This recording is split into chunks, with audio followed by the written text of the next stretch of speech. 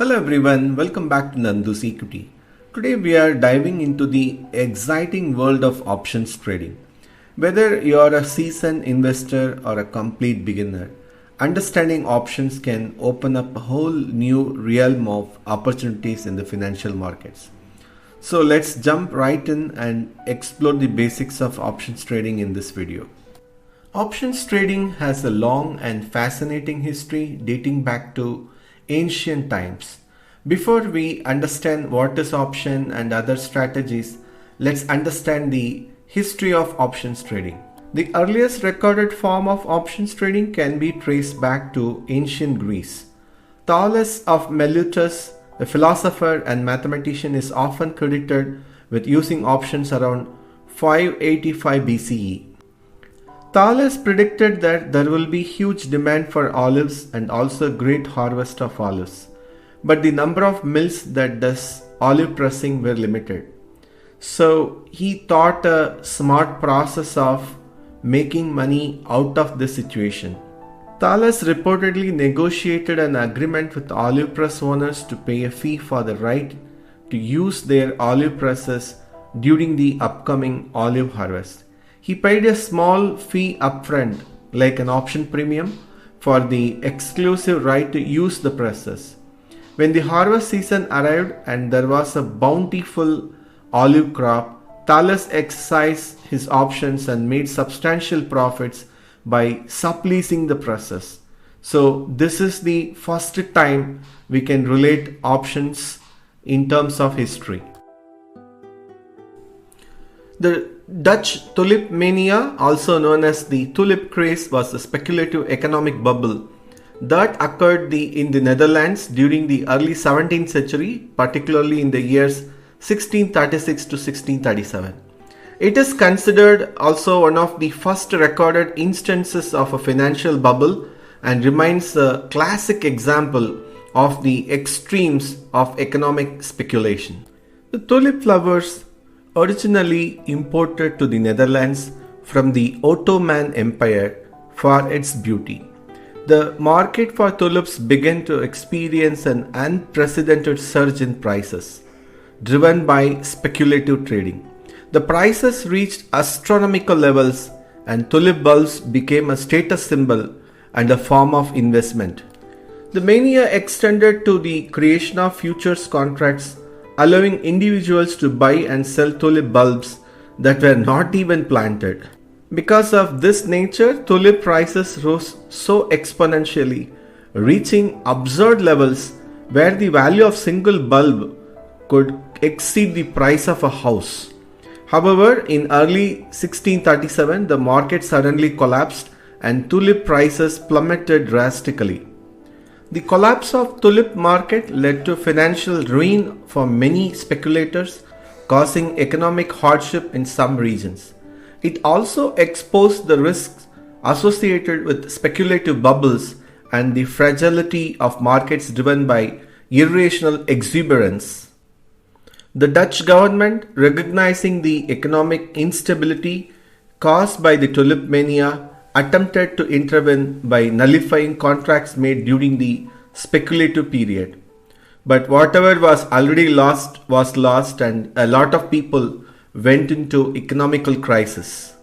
The Dutch tulip mania serves as a reminder forever of the consequences of unchecked speculation, where the market value of an asset becomes detached from its intrinsic worth.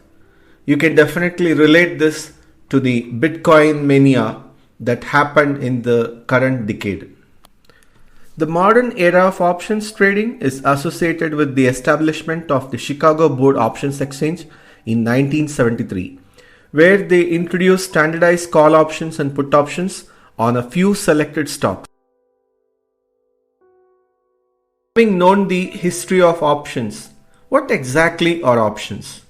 Options are financial instruments that provide the right but not the obligations to buy or sell an underlying asset at a predetermined price before or at the expiration date. If the definition is not clear, I can further take you down with an example, with a tomato example. You are at a vegetable market and you have interest in buying tomatoes. You approach a vendor and directly buy a kg of tomatoes at the current market price, say 30 rupees. So the outcome is you just pay 30 rupees upfront and get the tomato. This is called the spot price and you are buying cash or delivery. So instead of directly buying the tomatoes, you decide to buy a tomato call option from the market participant. Say if the strike price or the current price of the tomato per kg is 30 rupees, but you pay just 2 rupees as an option premium. The cost of the option is just 2 rupees, but you are not directly buying, but you are kind of setting an agreement that you will purchase it for a premium of 2 rupees. There are 3 scenarios that can occur when you buy the option premium for just 2 rupees instead of buying the tomatoes directly. Let's see one by one. The first scenario could be the market price goes up. So what happens? From 30 rupees to 35 rupees. So you have already exercised the call option, say at the strike price of 30. So what would happen? So from the market price minus strike price, that is 35 minus 30, which is about 5. In that you have already paid the premium, that is 2. So you have a net gain of 3 rupees per kg. This is the first scenario. There is a possibility of another scenario. Say the market price does not change. Where you have bought, it was 30 rupees and even the market price currently is also 30 rupees. So you decide not to exercise the call option because you can buy at the same price in the spot market. So the loss is just limited to 2 per kg, whatever the premium that you have earlier paid. There is a third scenario where the market price goes down. Say it goes down to 28 per kg. So in this case, what happened? You chose not to exercise the call option and buy the lower spot market price because from 30 it has come down to 28 rupees. So the loss is again limited to the premium paid, which is 2 per kg. These are the 3 scenarios possible with buying a call option. So in the first scenario, you benefited from the price increase while only paying a limited premium upfront. And in other 2 scenarios, though you made a loss, your loss is limited to the premium paid, providing a form of risk management. In a similar way, instead of buying the call option, you can also buy the put option. So the only difference is when you are buying a call option, that means that your perspective towards the market or the particular stock or anything for that matter that you are buying is something that you are expecting to go up. So when you think the market trend and the trend of a particular stock is higher and positive, then you buy a call option. Reversely, like if you think that if the market is going to go down, we generally call it as bearish, and when it is bearish, you buy a put option. So when you're buying a put option, it gives you the right to sell the underlying asset at the strike price. Traders often use put options when they expect the asset's price to fall. It's like having a financial safety net. Let's break down the key components: the strike price, expiration date, and premium. The strike price is the agreed upon buying or selling price. The expiration date is when the option expires, and the premium is the cost of the option. Let me show a real example of Reliance. So currently it's trading at 24.95, close to 2,500.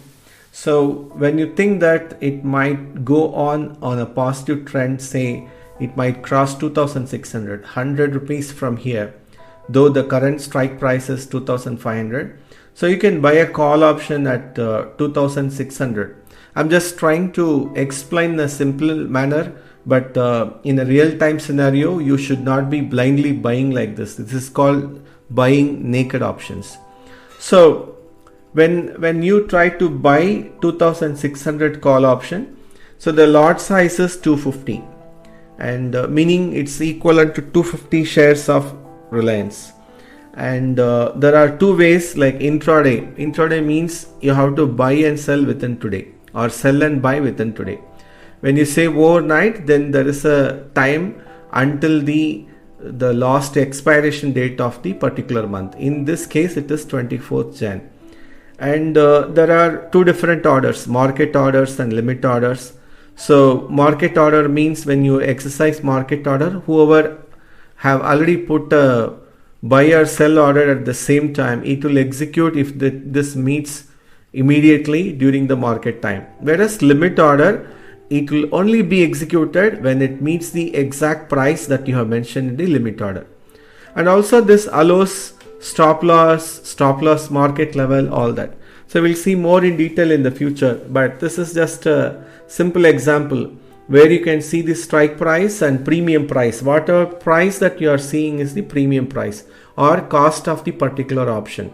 So another thing is buying and selling has a lot of different details here.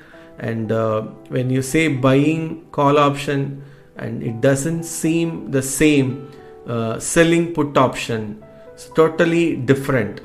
So when you say like you are positive, so you are buying call option, you are negative, so you are buying put option.